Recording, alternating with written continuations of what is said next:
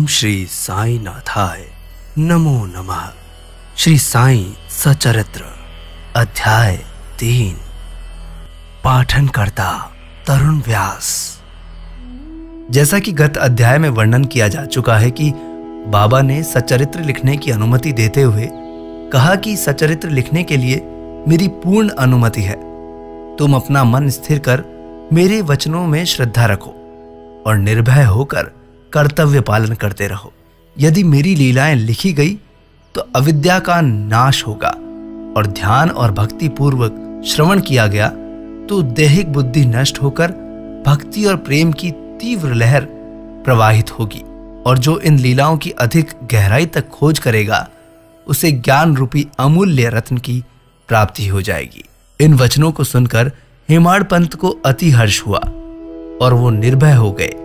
उन्हें दृढ़ विश्वास हो गया कि अब कार्य अवश्य ही सफल होगा।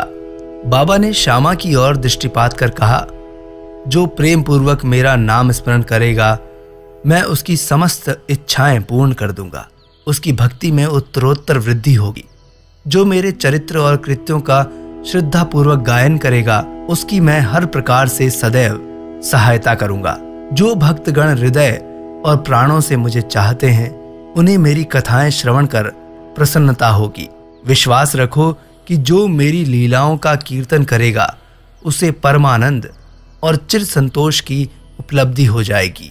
ये मेरा वैशिष्ट्य है कि जो कोई अनन्य भाव से मेरी शरण में आता है, जो श्रद्धा पूर्वक मेरा पूजन, निरंतर स्मरण और मेरा ही ध्यान किया करता है, उसको मैं मुक्ति प्रदान करता हूँ। अनन्याश्चित्योन्ते मा ये जना पर्युपासते तेषाम नित्याभियुक्तानाम योगक्षेमम वहाम्यहम्। जो नित्य प्रति मेरा नाम स्मरण और पूजन कर मेरी कथाओं और लीलाओं का प्रेम पूर्वक मनन करते हैं, ऐसे भक्तों में सांसारिक वासनाएं और अज्ञान रूपी प्रवृत्तियां कैसे ठहर सकती है। मैं उन्हें मृत्यु के मुख से बचा लेता हूँ। मेरी कथाएं श्रवण करने से मुक्ति हो जाएगी। मेरी कथाओं को श्रद्धा पूर्वक सुनो, मनन करो। सुख और संतोष प्राप्ति का सरल मार्ग यही है। इससे श्रोताओं के चित्त को शांति प्राप्त होगी। जब ध्यान प्रगाढ़ और विश्वास दृढ़ हो जाएगा तब अखंड चैतन्य से अभिन्नता प्राप्त होगी। केवल साईं साईं के उच्चारण मात्र से ही उनके समस्त पाप नष्ट हो जाएंगे। भिन्न भिन्न कार्यों की भक्तों को प्रेरणा।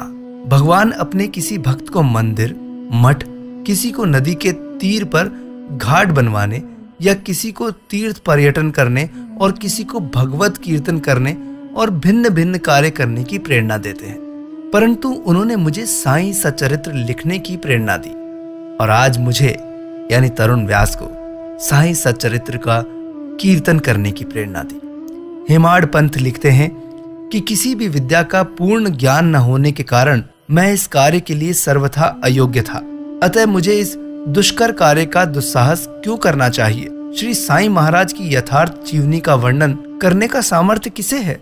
उनकी कृपा मात्र से ही ये कार्य संपूर्ण होना संभव है। इसलिए जब मैंने लेखन प्रारंभ किया तो बाबा ने मेरा अहम नष्ट कर दिया और उन्होंने स्वयं अपना चरित्र रचा। अतः इस चरित्र का श्रेय उन्हीं को है, मुझे नहीं।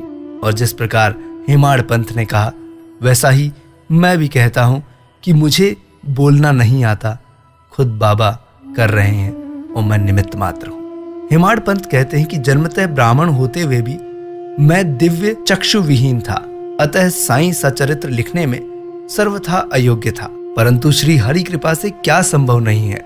मूक भी वाचाल हो जाता है और पंगु भी गिरिवर चढ़ जाता है। अपनी इच्छा अनुसार कार्य पूर्ण करने की युति वो ही जाने। हारमोनियम और बंसी को ये आभास कहाँ है कि ध्वनि कैसे प्रसारित हो रही है, इसका ज्ञान तो वादक को ही है। चंद्रकांति मणि की उत्पत्ति और ज्वार भाटे का रहस्य मणि अथवा उदधि नहीं है, वर्ण शशि कलाओं के घटने बढ़ने में ही निहित है। समुद्र में अनेक स्थानों पर ज्योति स्तंभ इसलिए बनाए जाते हैं जिससे नाविक चट्टानों और दुर्घटनाओं से बच जाए और जहाज को कोई हानि ना पहुंचे। इस भवसागर में भी श्री साईं बाबा का चरित्र ठीक इसी प्रकार उपयोगी है। वो अमृत से भी अति मधुर और सांसारिक पथ को सुगम करने वाला। जब वो कानों के द्वारा हृदय में प्रवेश करता है तब दैहिक बुद्धि नष्ट हो जाती है और हृदय में एकत्रित करने से समस्त कुष्काएं लोप हो जाती है। अहंकार का विनाश हो जाता है। भौतिक आवरण लुप्त होकर ज्ञान प्रकट हो जाता है। बाबा की विशुद्ध कीर्ति का वर्णन निष्ठापूर्वक श्रवण करने से भक्तों के पाप नष्ट होंगे। अतः ये मोक्ष प्राप्ति का भी सरल साधन है। सत्ययुग में शम और दम, त्रेता में त्याग, द्वापर में पूजन और कलयुग में भगवत कीर्तन ही मोक्ष का साधन है। ये अंतिम साधन चारों वर्णों के लोगों को भी साध्य है। अन्य साधन योग, त्याग, ध्यान धारणा कठिन होते हैं, परंतु चरित्र और हरि कीर्तन का श्रवण तो अत्यंत ही सुलभ है। केवल उन पर ध्यान देने की ही आवश्यकता है। कथा श्रवण और कीर्तन से इंद्रियों की स्वाभाविक विषय आसक्ति नष्ट हो जाती है और भक्त वासना रहित होकर आत्म साक्षात्कार की ओर अग्रसर हो जाता है। इसी फल को प्रदान करने के लिए उन्होंने सचरित्र की रचना कराई। भक्तगण अब सरल पूर्वक चरित्र का अवलोकन करें और साथ ही उनके मनोहर स्वरूप का ध्यान कर गुरु और भगवत भक्ति के आत्म साक्षात्कार को प्राप्त हो। साईं सचरित्र का सफलतापूर्वक संपूर्ण होना ये साईं की महिमा ही समझे। हमें तो केवल एक निमित्त मात्र ही बनाया गया है। मातृ प्रेम। गाय का अपने बछड़े पर प्रेम सर्वविदित है। उनके स्तन सदैव दुग्ध से पूर्ण रहते हैं और जब भूखा बछड़ा स्तन की ओर दौड़ने लगता है तो दुग्ध की धारा स्वतः प्रवाहित होने लगती है। उसी प्रकार माता भी अपने बच्चे की आवश्यकता का पहले से ध्यान रखती है और ठीक समय पर स्तनपान कराती है। वो बालक का श्रृंगार उत्तम ढंग से करती है, परंतु बालक को इसका कोई भान ही नहीं होता। बालक के सुंदर श्रृंगार आदि को देखकर माता के हर्ष का पारावार नहीं रहता। माता का प्रेम विचित्र, असाधारण और निस्वार्थ है, जिसमें कोई उपमा नहीं है। ठीक उसी प्रकार सद्गुरु का प्रेम अपने शिष्य पर होता है। ऐसा ही प्रेम बाबा का मुझ पर था। सन 1916 में मैंने नौकरी से अवकाश ग्रहण किया। जो पेंशन मुझे मिलती थी वो मेरे कुटुंब के निर्वाह के लिए अपर्याप्त थी। उसी वर्ष की गुरु पूर्णिमा के दिवस मैं अन्य भक्तों के साथ शिरडी गया। वहां अन्ना चिंचणी करने स्वतः ही मेरे लिए बाबा से इस प्रकार प्रार्थना की, इनके ऊपर कृपा करो बाबा, जो पेंशन इन्हें मिलती है वो निर्वाह योग्य है। कुटुंब में वृद्धि हो रही है, कृपया और कोई नौकरी दिला दीजिए ताकि इनकी चिंता दूर हो जाए और ये सुखपूर्वक रहें। बाबा ने उत्तर दिया, इन्हें नौकरी मिल जाएगी, परंतु अब इन्हें मेरी सेवा में ही आनंद लेना चाहिए। इनकी इच्छाएं सदैव पूर्ण होगी।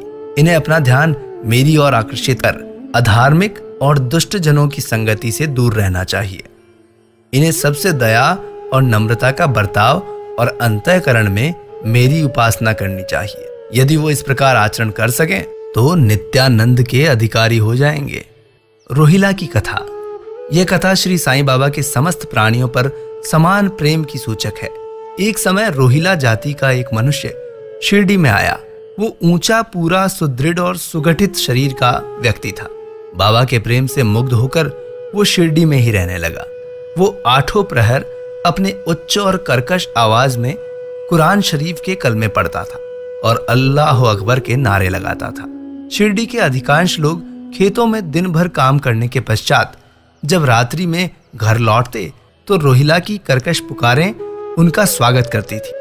इस कारण उन्हें रात्रि में विश्राम नहीं मिलता था, जिससे वो अधिक कष्ट और असुविधा का अनुभव करने लगे। कई दिनों तक वो मौन रहे, परंतु जब कष्ट असहनीय हो गया तब उन्होंने बाबा के समीप जाकर रोहिला को मनाकर इस उत्पात को रोकने की प्रार्थना की। बाबा ने उन लोगों की इस प्रार्थना पर ध्यान नहीं दिया। इसके विपरीत गांव वालों को आड़े हाथों लेते हुए बाबा ने कहा कि वो अपने कार्य पर ही ध्यान दें और रोहिला की ओर ध्यान न दें। बाबा ने कहा कि रोहिला की पत्नी बुरे स्वभाव की है और वो रोहिला को और मुझे अधिक कष्ट पहुंचाती है, परंतु वो उसके कलमों के समक्ष उपस्थित होने का साहस करने में असमर्थ है। इसी कारण वो शांति और सुख में है। यथार्थ में रोहिला की कोई पत्नी नहीं थी। बाबा का संकेत केवल कुविचारों की ओर था। अन्य विषयों की अपेक्षा बाबा प्रार्थना और ईश आराधना को महत्व देते थे। अतः उन्होंने रोहिला के पक्ष का समर्थन कर ग्रामवासियों को शांतिपूर्वक थोड़े समय तक उत्पात सहन करने का परामर्श दिया। साईं बाबा के मधुर अमृतोपदेश। एक दिन दोपहर की आरती के पश्चात भक्तगण अपने घरों को लौट रहे थे, तब बाबा ने अति सुंदर उपदेश दिया। तुम चाहे कहीं भी रहो, जो इच्छा हो सो करो, परंतु ये सदैव स्मरण रखो कि जो कुछ तुम करते हो वो सब मुझे ज्ञात है। मैं ही समस्त प्राणियों का प्रभु और घट घट में व्याप्त हूं। मेरे ही उदर में समस्त जड़ और चेतन प्राणी समाये हुए हैं। मैं ही समस्त ब्रह्मांड का नियंत्रण करता और संचालक हूं। मैं ही उत्पत्ति, स्थिति और संहार करता हूं। मेरी भक्ति करने वालों को कोई हानि नहीं पहुंचा सकता। मेरे ध्यान की उपेक्षा करने वाला माया के पाश में फंस जाता है। समस्त जंतु, चींटियां और दृश्यमान, परिवर्तनमान और स्थायी विश्व मेरे ही स्वरूप हैं। इस सुंदर और अमूल्य उपदेश को श्रवण कर मैंने तुरंत ये दृढ़ निश्चय कर लिया कि अब भविष्य में अपने गुरु के अतिरिक्त अन्य किसी मानव की सेवा नहीं करूंगा।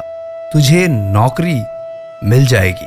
बाबा के इन वचनों का विचार मेरे मस्तिष्क में बार बार चक्कर काटने लगा। मुझे विचार आने लगा, क्या सचमुच ऐसा घटित होगा? भविष्य की घटनाओं से स्पष्ट है कि बाबा के वचन सत्य निकले और मुझे अल्पकाल के लिए नौकरी मिल गई। इसके पश्चात मैं स्वतंत्र होकर एक चित्त से जीवन पर्यंत बाबा की ही सेवा करता रहा। इस अध्याय को समाप्त करने से पूर्व मेरी श्रोताओं से विनम्र प्रार्थना है कि वो समस्त बाधाएं जैसे आलस्य, निद्रा, मन की चंचल, इंद्रिय आसक्ति दूर और एक चित्त होकर अपना ध्यान बाबा की लीलाओं की ओर दें। स्वाभाविक प्रेम निर्माण कर भक्ति रहस्य को जानें और अन्य साधनाओं में व्यर्थ श्रमित न हो। उन्हें केवल एक ही सुगम उपाय का पालन करना चाहिए और वो है श्री साईं लीलाओं का श्रवण। इससे उनका अज्ञान नष्ट होकर मोक्ष का द्वार खुल जाएगा। जिस प्रकार अनेक स्थानों में भ्रमण करते हुए भी लोभी पुरुष अपने गाड़े हुए धन के लिए सतत चिंतित रहता है, उसी प्रकार श्री साईं को अपने हृदय में धारण कर लीजिए। अगले अध्याय में श्री साईं बाबा के शिरडी आगमन का वर्णन होगा। ओम श्री सद्गुरु साईनाथार्पणमस्तु। शुभम भवतु। अब आपसे भेंट होगी श्री साईं सचरित्र के अगले अध्याय में। आप टीवी का टीवी यूट्यूब चैनल को अवश्य लाइक करें, सब्सक्राइब करें और शेयर करें ताकि सभी लोग इस आध्यात्मिक यात्रा का आनंद ले सकें। आज्ञा दीजिए तरुण व्यास को अगले अध्याय तक के लिए। नमस्कार। ओम श्री साईनाथाय नमो नमः।